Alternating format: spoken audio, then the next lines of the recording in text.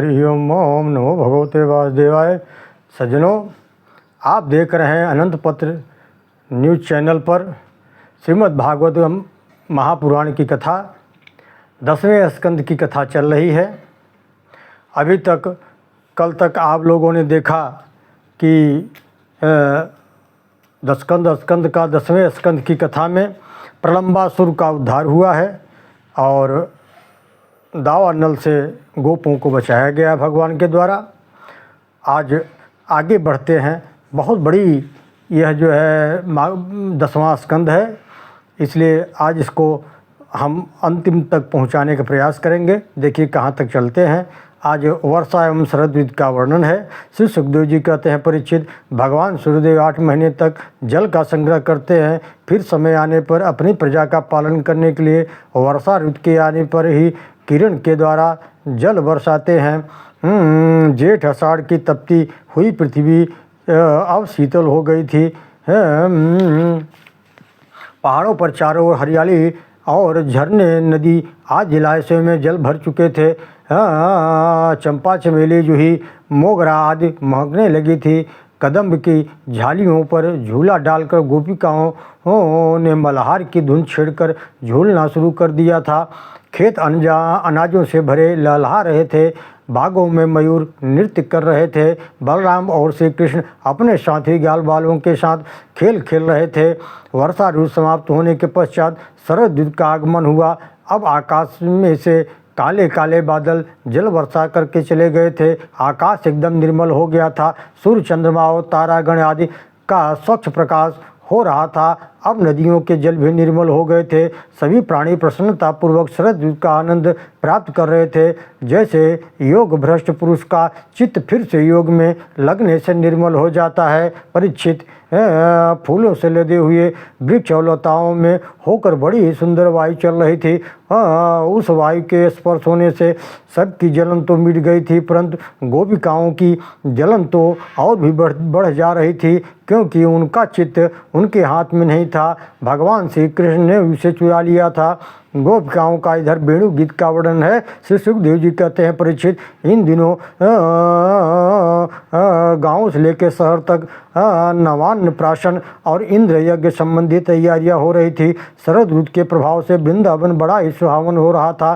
फल फूलों से लदे हुए वृक्ष भूमि पर इस तरह झुक रहे थे कि मानो प्यारे श्याम सुंदर श्री कृष्ण के चरण स्पर्श करना चाहते हों। उसी समय मधुरा अधिपति भगवान श्री कृष्ण ने बलराम जी और ग्वाल बालों गौओं के साथ वृंदावन में प्रवेश किया। भगवान श्री कृष्ण ने मग्न होकर अपने प्रिय वेणु से मधुर संगीत का स्वर निकाला। श्री कृष्ण की वह छेड़ी हुई वेणु की धुन भगवान के प्रति प्रेम भाव एवं मिलन की को जगाने वाली थी। परीक्षित, उसे सुनकर गोपियों का हृदय भगवान श्री कृष्ण के प्रेम से परिपूर्ण हो गया। श्याम सुंदर श्री कृष्ण ग्वाल बालों के साथ वृंदावन वन में प्रवेश कर रहे थे। उनके सिर मोर पंख मुकुट है। वो दोनों पीले कनेर के फूल शरीर पे धारण किए हुए हैं। पीताम्बर गले में वैजयंती माला है। जैसे ऐसे लग रहे हैं जैसे रंगमंच पर अभिनय करते हुए श्रेष्ठ नाटक का कोई सुंदर भेष हो। बांसुरों के छिद्रों पर वे अपनी अधरामृत से मधुर मधुर धुन छेड़ रहे हैं। परीक्षित, गोपियाँ जब अब आपस में बात करने लगे, अरे सखी, हम तो आँखन वाले जीव हैं। इन आँखन की बस अब इतनी सफलता जानी है कि वे अपने आँखों से श्याम सुंदर श्री कृष्ण के, गौर सुंदर बलराम जी के मुख माधुरी का पान करते रहें। भगवान श्री कृष्ण की यज्ञ पत्नियों पर भगवान श्री कृष्ण ने कृपा किया है। श्री सुखदेव जी कहते हैं, परीक्षित, एक दिन बलराम श्री कृष्ण अपने सखा ग्वाल बालों के साथ गौओं को चराते हुए वृंदावन से बहुत दूर निकल आए थे। भगवान श्री कृष्ण ने अपने साथी ग्वाल बालों से कहा, प्यारे मित्रों, ये वृक्ष कितने भाग्यवान हैं। इनका सारा जीवन परोपकार में ही बीत जाता है। तेज वायु के झोंके, वर्षा, धूप, पाला आदि सहन करते रहते हैं, फिर भी सभी जीवों का भरण पोषण करते हैं। इनके घर से कोई भी याचक खाली नहीं लौटता। राजर्षि, इस प्रकार बलराम श्री कृष्ण ग्वाल बालों से वार्ता करते करते यमुना जी के निकट आए। वहाँ ग्यालवाह गौओं को यमुना में जल पिलाने के बाद गौएं जल पीकर घास चरने लगी। उस समय ग्वाल बालों को बहुत जोरों से भूख लगी हुई थी। तब उन्होंने बलराम और श्री कृष्ण के पास आकर कहा, हे नयनाभिराम बलराम जी, आप बड़े ही पराक्रमी हैं। हमारे प्यारे श्याम सुंदर श्री कृष्ण अपने बड़े बड़े दैत्यों को संहार किया है। इन्हीं दुष्टों के समान यह भूख अब हमें सता रही है। इति विज्ञापितो गोपय भगवान देवकी सुतः भक्ताया विप्रभार्याया प्रसीदन्नीमब्रवीत। परीक्षित, जब उन ग्वाल बालों ने देवकी नंदन भगवान श्री कृष्ण की इस प्रकार प्रार्थना की, तब उन्होंने मथुरावासी ब्राह्मण की पत्नियों पर अनुग्रह करने के लिए बात कही। मेरे प्यारे मित्रों, यहाँ से थोड़ी दूरी पर देव वेदवादी चतुर्वेदी ब्राह्मण स्वर्ग की कामना से आंगिरस नामक यज्ञ कर रहे हैं। तुम उनकी यज्ञशाला में जाकर बलराम और मेरा नाम लेकर थोड़ी सी भोजन सामग्रियाँ लाओ। भगवान की आज्ञा पाकर जब ग्वाल बाल वहाँ पहुँचे तो उन ब्राह्मणों ने उनकी बात पर कोई ध्यान नहीं दिया और वे निराश होकर लौट आए। परीक्षित, उन ब्राह्मणों की बात आकर के उन ग्वाल बालों ने बलराम कृष्ण से कह दी।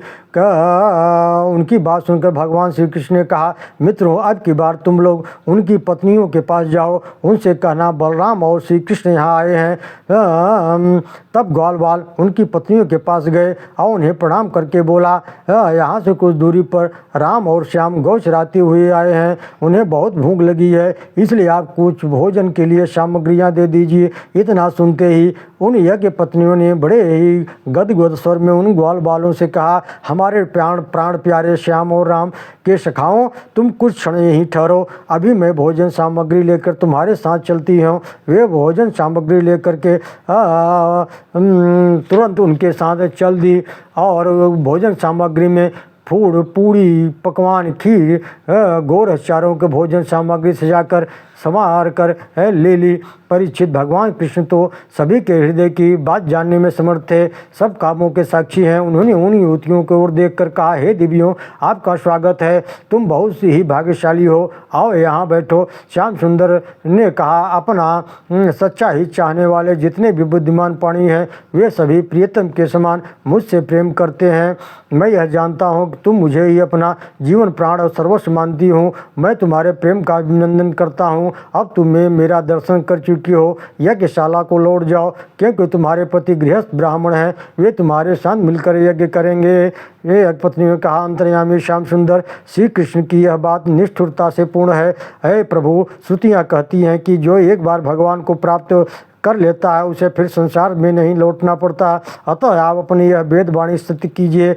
भगवान, अतः हमें हमारे पति पुत्र बंधु स्वीकार नहीं करेंगे। उनकी यह बात सुनकर भगवान ने कहा, दिव्य, तुम्हारा पति पुत्र बधु बांधव पिता सगे संबंधी की क्या बात है। पूरे संसार में प्राणी तुम्हारी प्रशंसा करेंगे, अब वे तुम्हारा तिरस्कार नहीं करेंगे। अब तुम मेरी आज्ञा से मानकर वहाँ चली जाओ और मेरा गुणगान स्वभाव लीलाओं का चिंतन करो, तत्पश्चात मुझे प्राप्त कर लोगे। सुखदेव जी कहते हैं, परीक्षित, जब भगवान कृष्ण ने इस प्रकार समझाकर ब्राह्मण पत्नियों के यज्ञशाला लौटा, तब वहाँ ब्राह्मणों ने वैदिक विधि के अनुसार अपना यज्ञ कार्य पूरा किया और उन ब्राह्मणियों ने लाए हुए चारों प्रकार के भोज पदार्थों से अपने साथी ग्वाल बालों को भोजन कराया, फिर स्वयं भी भोजन करने लगे। परीक्षित, जब ब्राह्मणों को यह मालूम हुआ कि कृष्ण तो स्वयं परब्रह्म है, तब उन्हें बहुत पछतावा हुआ। प्रभु का यहाँ इंद्र यज्ञ का और गोवर्धन धारण करना है, इंद्र और कृष्ण का अभिषेक किया गया है। श्री सुखदेव जी कहते हैं, परीक्षित, भगवान कृष्ण और बलराम जी वृंदावन में रहकर विविध प्रकार की लीलाएं कर रहे थे। एक दिन उन्होंने देखा कि इंद्र यज्ञ के लिए तैयारी हो रही है। यह जानकर भगवान कृष्ण ने नंद बाबा आदि गोपों से पूछा, बाबा, आजकल किस उत्सव की तैयारी हो रही है। उन्होंने कहा कि यह सब मुझे अवश्य बताइए। यह सुनकर नंद बाबा ने कहा, बेटा कन्हैया, भगवान इंद्र वर्षा करने वाले मेघों के स्वामी है। ये मेघ अपने ही स्वरूप है, समस्त प्राणियों को तृप्त करने वाले, जीवन देने वाला जल बरसाते हैं, इसलिए हम उनके यज्ञ की तैयारी कर रहे हैं। परीक्षित, ब्रह्मा शंकर आदि सभी देवताओं पर शासन करने वाले भगवान श्याम सुंदर श्री कृष्ण ने नंद बाबा आदि गोपों को यह बात सुनकर इंद्र की परीक्षा लेने के लिए, उसे क्रोध दिलाने के लिए नंद बाबा ने कहा, कर्मणा जायते जंतु कर्मणैव विलीयते सुखम दुखम भयम क्षोभम कर्मण्येवाभिपद्यते अस्ति चेन्दिधर किश्चिन फल रूप्यन कर्मणि कर्तारम भजते सोपि न कर्तु प्रभु ईश। अर्थात प्राणी अपने कर्मों के अनुसार ही जन्म लेता है, कर्म से ही मर जाता है, कर्मानुसार ही सुख दुख भय और मंगल आदि निमित्तों को प्राप्त होता है। जीव तो अपने कर्मों से ही उत्तम मध्यम और अधम शरीरों को ग्रहण करता है और छोड़ता है। अतः कर्म ही गुरु, कर्म ही ईश्वर और कर्म ही पिता है। हम तो सदा से वनवासी हैं और हम पहाड़ ही हमारे घर हैं। हमारे पशुधन गौओं का पालन भी वन से गिरिराज से ही होता है, इसलिए गिरिराज की पूजा करें। इंद्र यज्ञ के लिए जो सामग्रियाँ इकट्ठा की गई है उसी से यज्ञ का अनुष्ठान करने की तैयारी करें। मेरी तो पिताजी यही सम्मति है।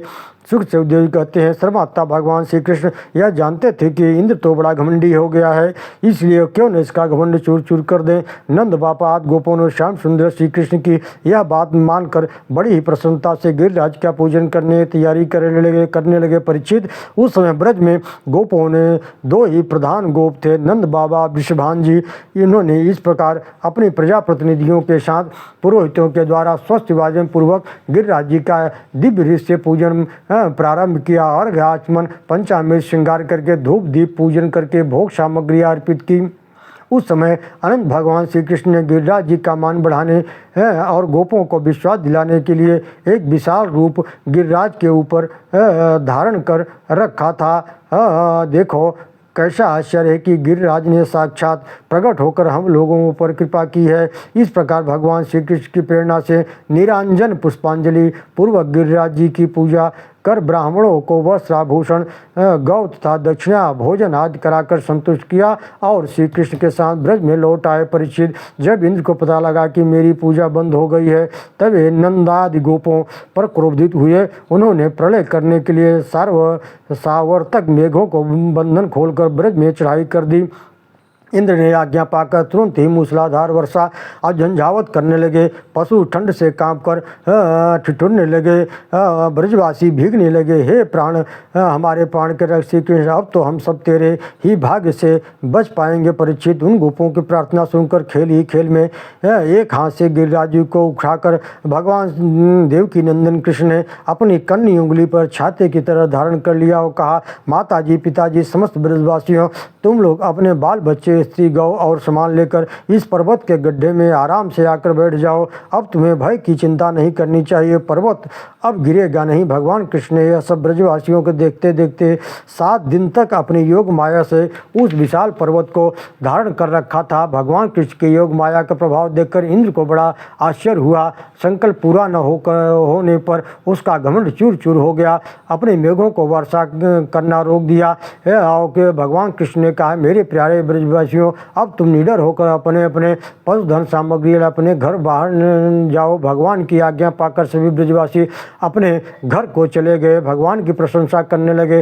सर्वशक्तिमान भगवान कृष्ण ने गिरिराज जी को खेल खेल में ही सबके सामने पूर्ववत उसी स्थान पर स्थापित कर दिया। परीक्षित, उस समय ब्रजवासियों का हृदय प्रेम से भर गया था। भगवान कृष्ण ने गोपों को मांगलिक वस्तुओं का से पूजन किया। आकाश में देवता भी शंख बजाने लगे और हाथ से जोड़कर स्तुति की। इंद्र ने कहा, भगवान आप स्वरूप शक्तिमान है, मुझसे अपराध हो गया है, मुझे क्षमा करें।